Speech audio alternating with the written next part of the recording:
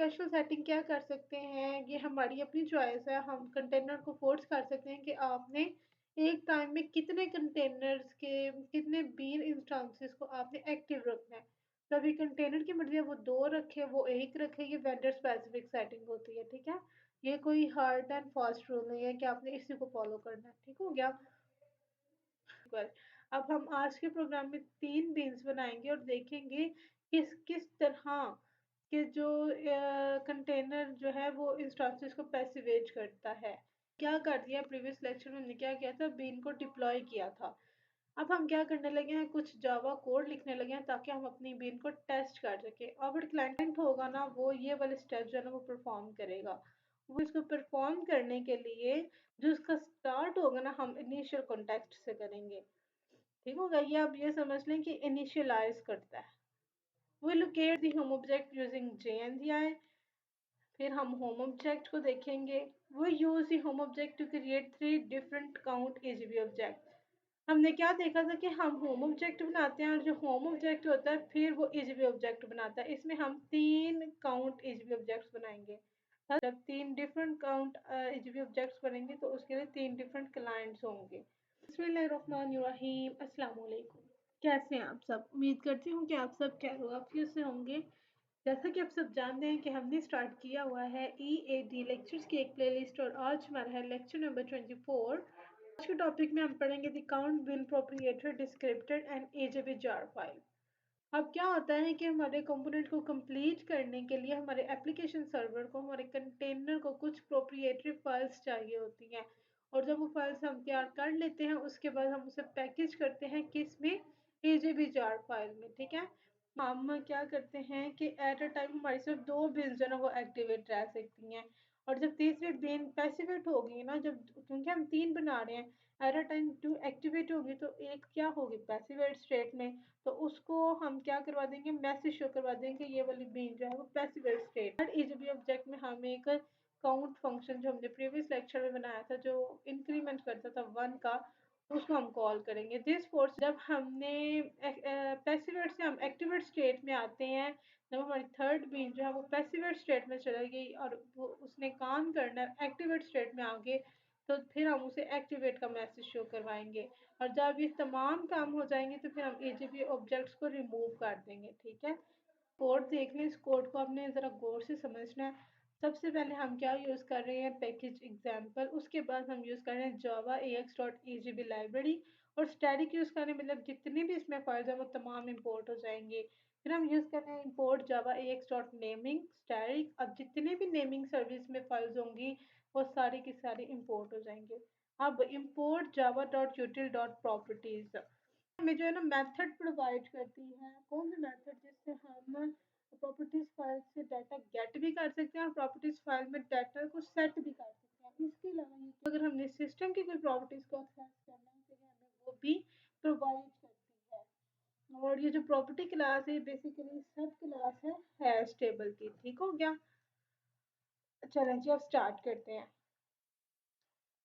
देखिए इसमें इन्होंने हमें समरी बताई है। दिस क्लास ये क्लाइंट कोड है। वी क्रिएट हम तीन एचटीटीपी ऑब्जेक्ट्स बनाएंगे but we only allow the container to have 2 in memory. लेकिन हम कंटेनर को क्या अलाउ करेंगे कि सिर्फ 2 ही एट अ टाइम एक्टिव रह सकते हैं, मेमोरी में रह सकते हैं। दिस 2 ऑटोमेटिकली एक्टिव होंगे। जो तीसरी होगी वो बाय डिफॉल्ट जो है ना, जो तीसरी होगी वो ऑटोमेटिकली पैसिव स्टेट में चली जाएगी, ठीक है?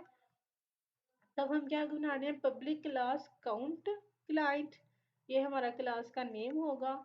और अब हम बना रहे हैं मेन का मेथड। जावा में मेन का मेथड ऐसे होता है public static wide main parenthesis और स्ट्रिंग और ये args, ठीक है? अब हम क्या करने लगे हैं, ट्राई और कैच को यूज करने लगे हैं। ट्राई और कैच क्या करता है, हमारे एक्सेप्शन को कंट्रोल करता है। ट्राई ब्लॉक में हम क्या लिखते हैं, ट्राई ब्लॉक में हम वो लिखते हैं कि जो से कोड एग्जीक्यूट होने में कुछ ना कुछ एरर आने के, कोई ना कोई एक्सेप्शन आने के चांसेस होते हैं, हम उसको ट्राई ब्लॉक में लिखते हैं और फिर जो एक्सेप्शन आ सकता है ना उसे हम कैश में जाके हैंडल कर लेते हैं, ठीक है? तब हमें ये वाला जो कोड था ना, इस कोड में हमें चांसेस थे कि इसमें एरर आ सकता है, एक्सेप्शन आ सकती है, जिस वजह से हमने इसको ट्राई ब्लॉक में लिख दिया, ठीक है? जावा नेमिंग को इनिशियलाइज करने के लिए हमें क्या चाहिए, हमें कुछ सिस्टम की प्रॉपर्टीज चाहिए। उसके लिए हम क्या करेंगे, ये जो हमने ऊपर प्रॉपर्टीज यूज की है ना, ये वाली प्रॉपर्टीज क्यों किया, ताकि हम सिस्टम की कुछ प्रॉपर्टीज को एक्सेस कर सकें, गेट कर सकें। अब क्या हो रहा है, प्रॉपर्टीज और ये हमारा वेरिएबल, ये ऑब्जेक्ट का नेम है, सिस्टम डॉट गेट प्रॉपर्टीज। ठीक है, ये इससे हमें क्या होगा, इस लाइन से सिस्टम की तमाम प्रॉपर्टीज मिल जाएंगे। अब हमने, क्योंकि एजीबी ऑब्जेक्ट जो है वो बीन से बात करता है, और एजीबी ऑब्जेक्ट को कौन क्रिएट करता है, होम ऑब्जेक्ट क्रिएट करता है। इस वजह से एजीबी ऑब्जेक्ट बनाने से पहले हम होम ऑब्जेक्ट बनाएंगे। ठीक है, कॉन्टेक्स्ट सिटी एक्स, ये जो कॉन्टेक्स्ट की है ना, ये नेमिंग के अंदर होती है तमाम फाइल्स, क्योंकि हमने तमाम फाइल्स को इंपोर्ट कर दिया है। अदरवाइज हम डॉट कॉन्टेक्स्ट करके भी इंपोर्ट कर सकते थे, हमारी अपनी चॉइस है। ठीक है, कॉन्टेक्स्ट का हमने एक ऑब्जेक्ट बनाया है equal to new initial context. Initial context क्या करता है, जो नेमिंग का काम होता है ना, नेमिंग ऑपरेशंस जो होते हैं उसको स्टार्ट करता है। अब हमने प्रॉप इस ऑब्जेक्ट से हम स्टार्ट करेंगे। ठीक है, हमने उसको एक वेरिएबल दे दिया कि आपने इस वेरिएबल से, इस ऑब्जेक्ट से आपने जो नेमिंग का काम है ना, नेमिंग ऑपरेशंस परफॉर्म करने शुरू करने हैं। फिर हम क्या कर रहे हैं, काउंट होम, क्योंकि हम होम ऑब्जेक्ट बना रहे हैं। काउंट होम में हमने एक ऑब्जेक्ट बनाया होम का। फिर हम क्या करने लगे हैं, एक लाइब्रेरी को यूज करने लगे हैं, जावा ax डॉट और N I dot portable remote object dot narrow. अब इसका काम क्या होता है, नैरो काम क्या होता है, check to ensure that an object of a remote or abstract interface type can be called to a desired type. कि अब हमें क्या चाहिए कि इसकी हमारी एक डिजायर्ड टाइप है, अब हमें नहीं पता इसकी टाइप क्या है। जैसे हम एक्सप्लिसिट टाइप कास्टिंग करते हैं ना, कि अगर हमारे पास जो आउटपुट है वो स्ट्रिंग में आ रही है, ठीक है, लेकिन हमें जो उसकी वैल्यू चाहिए वो इंटीजर में चाहिए। ठीक है, तो फिर हम क्या करते हैं, हम इंट लगाते हैं ब्रैकेट में, और इस तरह, और साथ वो ऑब्जेक्ट का नाम लिख देते हैं। फिर क्या होता है, वो फोर्सफुली हम उसकी टाइप कास्टिंग कर देते हैं, इसे हम क्या कहते हैं, एक्सप्लिसिट टाइप कास्टिंग। इसी तरह ये डॉट नैरो है कि टाइप, इसके जो डिजायर्ड टाइप है ना, उसमें ऑटोमेटिकली अपने आप को चेंज कर लेता है। C T X dot lookup क्या करता है, lookup an object from the naming service.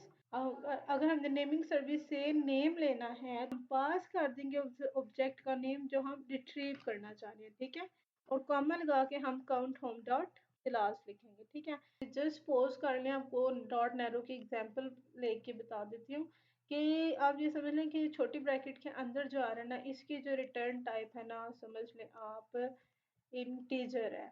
ठीक है, और ये जो हमारा होम ऑब्जेक्ट है ना, इसकी जो रिटर्न टाइप है, ये हमारे पास फ्लोट है। अच्छा जी, अब आप ये बताएं कि जो फ्लोट है, फ्लोट का जो वेरिएबल है वो इंटीजर में स्टोर नहीं हो सकता। Float is not equal to integer, float is not equal to integer. ठीक है, float is not equal to integer. अब तो ये तो फिर एरर आ जाएगा कि आपकी जो डाटा टाइप से वो मैच नहीं हो रही।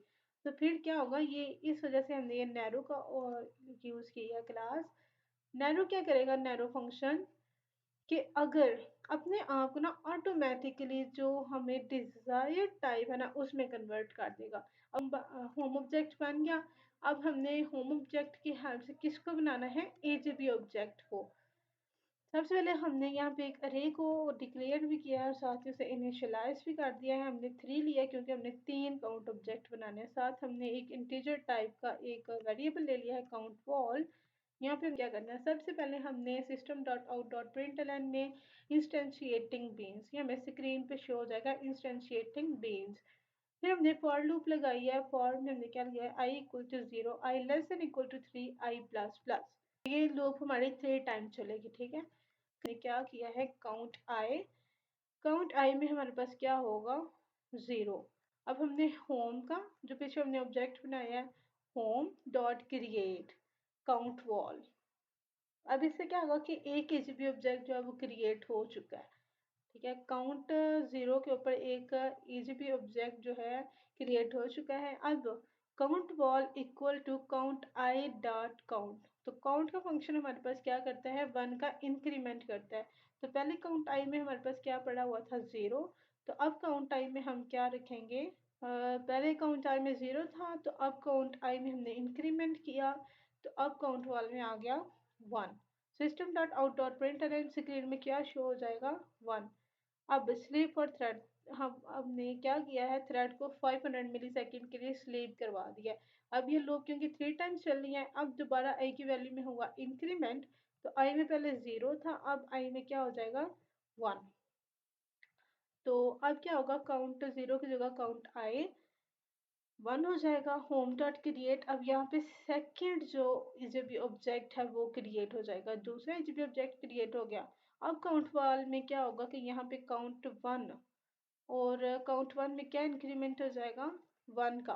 तो अब पहले काउंट आई में क्या था, काउंट आई में हमारे पास वन पड़ा हुआ था, अब उसमें इंक्रीमेंट हो जाएगा तो वो क्या क्रिएट करेगा, टू।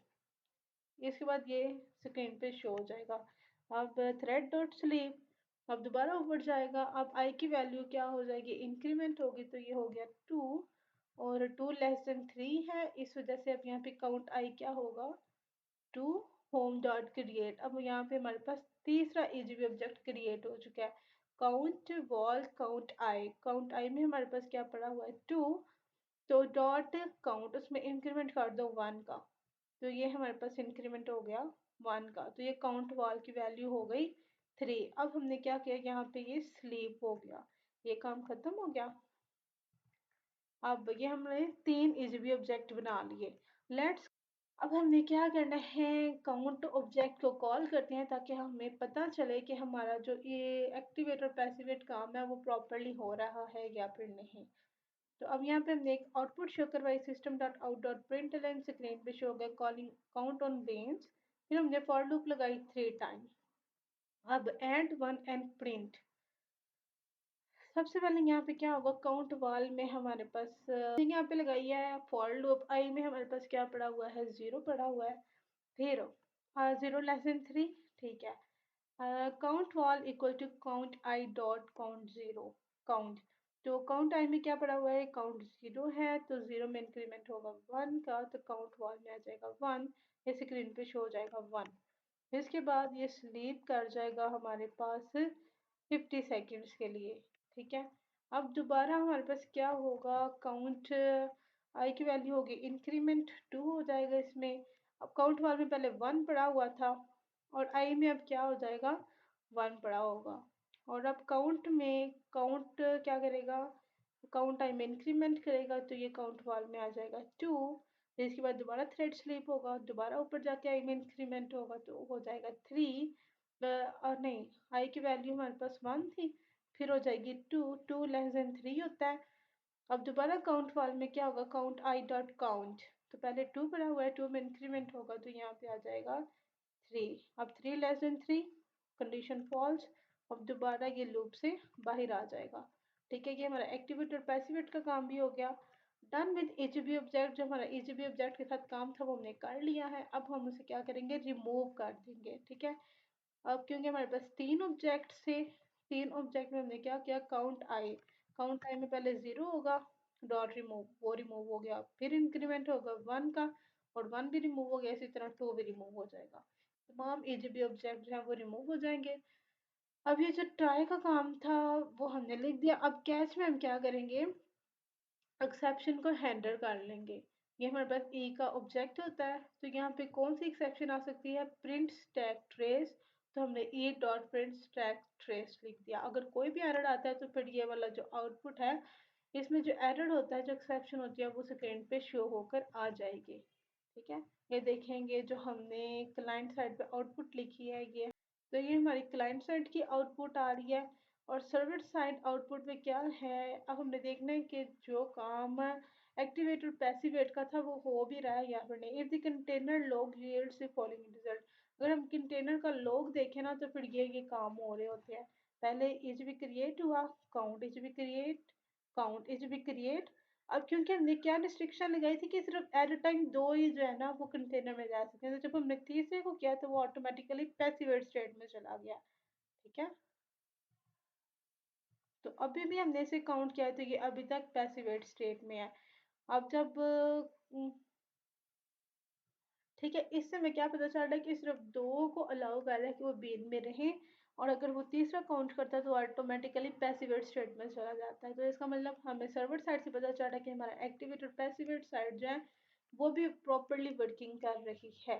तो जब ये तमाम काम खत्म हो गए तो फिर हमने क्या किया, इसे रिमूव किया, और तीन ऑब्जेक्ट्स जो हमारे रिमूव होने थे वो तीन ऑब्जेक्ट्स हमने रिमूव कर दिए। तो आज का ट्यूटोरियल यहीं तक था। उम्मीद करती हूँ आपको पसंद आया होगा। If you have any Curie you can ask me in comment box and you can also DM me on Instagram. अब मुलाकात होगी नेक्स्ट ट्यूटोरियल में किसी नए टॉपिक के साथ। तब तक के लिए अपनी दुआ में याद रखिएगा। अल्लाह हाफिज़।